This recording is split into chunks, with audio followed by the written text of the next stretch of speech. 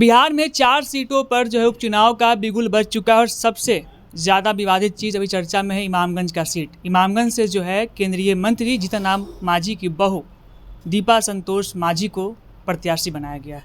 इसके बाद से लगातार जो है आरजेडी उस पर कहती आ रही है कि ये हमारी ओर से 2 सीट है, रामगढ़ और बेलागंज, वहाँ से सुधाकर सिंह के भाई को टिकट मिला है और यहाँ पे सुरेंद्र यादव के पुत्र को टिकट मिला। उसको लेकर उन्होंने कहा था आरजेडी ने कि हिंदुस्तान आवाम मोर्चा ने किसको टिकट दिया है। उसके जवाब में जो है आज एनडीए के घटक दल के नेता उन्होंने साफ तौर पे कह दिया कि हिंदुस्तान आवाम मोर्चा की ओर से जो दीपा मांझी को टिकट दिया गया है, दीपा मांझी जो है वहाँ से जिला परिषद की सदस्य रह चुकी है।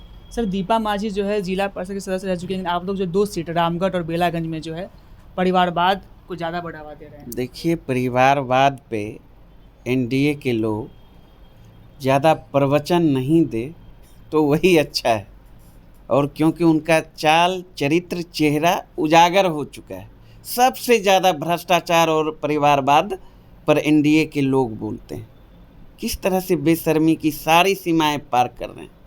केंद्र में नरेंद्र मोदी जी की सरकार परिवारवाद पार्टियों के सहारे चल रही है। धड़कन जो धड़क रहा है ना, मोदी जी के जो सरकार है सेंट्रल में, परिवारवादी पार्टियों के सहारे, चाहे मांझी जी हों, चिराग जी हों बिहार से, चाहे उत्तर प्रदेश चले जाइए, है ना, ऐसे कई एग्जाम्पल हैं। जबकि यहाँ की बात जब बोलेंगे तो हम मतलब हम मांझी जी का बेटा, मांझी जी की बहू, मांझी जी की समधन, आप बताइए, उसके लिए यही एक परिवार जो है दलित है और सब तो कहने की ज़रूरत नहीं है। इसलिए जहाँ तक सवाल उठाने वाले व्यक्ति को बताना चाहेंगे, हमारे पार्टी ने चाहे विश्वनाथ सिंह को टिकट दिया है या अजीत सिंह को, वो पार्टी के सक्रिय कार्यकर्ता हैं। विश्वनाथ सिंह तो लगा भी युवा राजद के प्रदेश उपाध्यक्ष हैं। पिछले 15-20 साल से यूथ राजनीति में वो सक्रिय हैं, लेकिन उनका पदाधिकारी रहे, सक्रिय कार्यकर्ता है, उनको कहीं ना कहीं देखा किया जा रहा है। अजीत सिंह जी भी पार्टी के लिए लगातार वो काम कर रहे हैं जब से पार्टी में आए हैं। तो इसलिए राष्ट्रीय जनता दल ही एक ऐसी पार्टी है जो काम करने वाले व्यक्ति को टिकट देती है। अब जो भी पार्टी के अंदर आके काम करेंगे तो निश्चित रूप से पार्टी उसको देखती है, लेकिन एनडीए की तरह नहीं। अब चले जाइए ना, झारखंड का लिस्ट आप देख लीजिए। मधु कोड़ा का नाम सुने थे? सबसे चिल्लाता था, सबसे बड़का भ्रष्टाचारी बताता था भारतीय जनता पार्टी। उसकी पत्नी भी लड़ रही है अब बीजेपी के टिकट पे, पूछिएगा। और कोड़ा को भी टिकट दे रहा था, लेकिन कोर्ट ने आदेश नहीं दिया, सजा है, सजावार है। तो कई मिनिस्टर के पत्नी लड़ रही है वहाँ, तो ये आईना ना दिखाएं। अच्छा, इमामगंज सीट पर जो है राजेश मांझी को आपने उम्मीदवार बनाया है। राजेश मांझी कह रहे हैं कि मांझी हम हैं, और जितना मांझी को बता रहे हैं कि वो शर्मा है। फिर से ये जो शर्मा और मांझी का जो मुद्दा है वो शुरू हो देख लिए। निश्चित रूप से वहाँ के ग्राउंड लेवल के वर्कर आप जिसकी बात कर रहे हैं, हमारे पार्टी ने जो उम्मीदवार बनाया है राजेश मांझी को, वो ज़मीनी कार्यकर्ता हैं और लगातार वहाँ मुद्दों की बात करते हैं। लगातार पार्टी के निर्देशानुसार वो संघर्षरत रहे। तो मांझी जी तो ठीक ही मांझी थोड़े हैं, ज़्यादा नहीं बोलेंगे। अच्छा, उन लोगों को कैसे जवाब दीजिएगा जिस प्रकार से सुरेंद्र यादव के लड़के बेलागंज से प्रत्याशी बनाए गए, सुधाकर सिंह के भाई को उनको टिकट दिया गया है? इसका जवाब क्या है आपके पास, आरजेडी के पास? किस योग्यता के आधार पर उनको टिकट? अरे पब्लिक जानती है, जनता के बीच ये लोग काम करने वाले लोग हैं। लगातार वर्षों से खून पसीना से पार्टी को सींचने का काम कर रहे हैं। आम आवाम के लिए खून पसीना बहाने का काम किया जन सरोकार के सवालों को लेकर। ये हमें बताने की ज़रूरत नहीं, जनता खुद जानती है और जनता के अनुरूप ही, उनके भाव को देखते हुए ही पार्टी ने निर्णय लिया।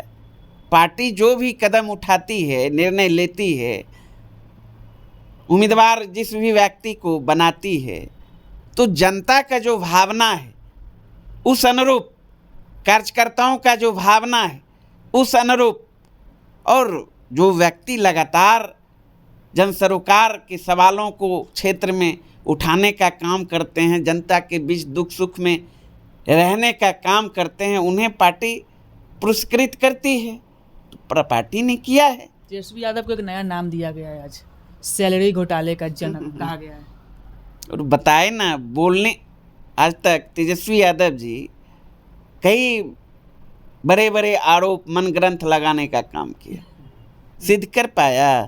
कहने से होगा? अरे कहने का, अरे करो ना भाई, तुम्हारा सरकार शासन, तुम्हारा प्रशासन, तुम्हारा तंत्र, तुम्हारा षड्यंत्र, तुम्हारा गाल बजाने से होगा? और किस तरीके से सरकार के चहेते आईएएस ईडी ने भेजा ना गिरफ्तार करके, उस पर नहीं बोलते हैं? बताना चाहिए ना।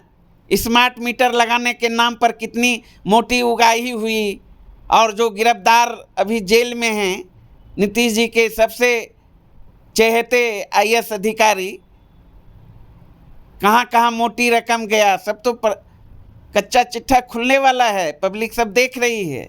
चिंता मत करिए, वो समझ रहे हैं, है ना। सरकार इधर उधर की बात ना करे, मुद्दों की बात करे, जन सरोकार से जुड़े सवालों पर अपनी सफाई दे। चारों तरफ हाहाकार मचा हुआ है, राज्य में महंगाई चरम पर, बेरोजगारी चरम पर, पलायन चरम पर, आपराधिक घटनाएं चरम पर, बाढ़ सुखाड़ से लोग त्राहिमाम है, त्रस्त है, जहरीली शराब पीकर सैकड़ों लोगों की जानें चली गई, दर्जनों से अधिक लोगों की आँख की रोशनी चली गई। इस पे आके बोलना चाहिए ना। इन सारे सवालों को लेकर इंसान तो रो ही रहे हैं, पत्थर भी आंसू बहा रहा है, लेकिन इन लोगों को थोड़ा सा भी शर्म नहीं है, इस पे बोलना चाहिए। तो ये हमारे साथ है आरजेडी के प्रदेश प्रवक्ता, जो है साफ तौर पे, इनका नाम हुआ अरुण यादव। इन्होंने साफ तौर पे अपना बताया कि जिस प्रकार से जो है इमामगंज में हिंदुस्तान आवाम मोर्चा की तरफ से दीपा संतोष माझी को उम्मीदवार बनाया गया, वही 2 सीट है बेलागंज और रामगढ़ पे, वहाँ पे आरजेडी पर परिवारवाद का आरोप लगाया जा रहा था कि रामगढ़ से सुधाकर सिंह के भाई को प्रत्याशी बनाया गया है और बेलागंज से सुरेंद्र यादव के पुत्र को उम्मीदवार बनाया गया। इसको लेकर भी इन्होंने अपनी बेबाकी तरीके से जवाब दिया। इस पर आपकी क्या प्रतिक्रिया है, हमारे कमेंट बॉक्स में दे। रोशन कुमार, राष्ट्रीय सागर, पटना।